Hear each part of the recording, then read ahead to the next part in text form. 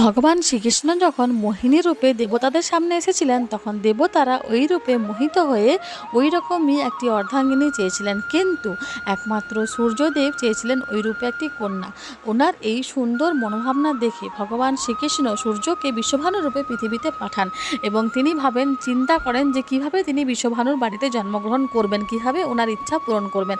সেটা চিন্তা করতে করতে তিনি আয়নার সামনে দাঁড়ান এবং আয়নার সামনে যে রূপ তিনি দেখতে পান সেটা হচ্ছে শ্রীমতী রাধারানীর রূপ, যেই রূপে তিনি নিজেই মুগ্ধ হয়ে গেছিলেন এবং তিনি প্রেমে পড়ে গেছিলেন।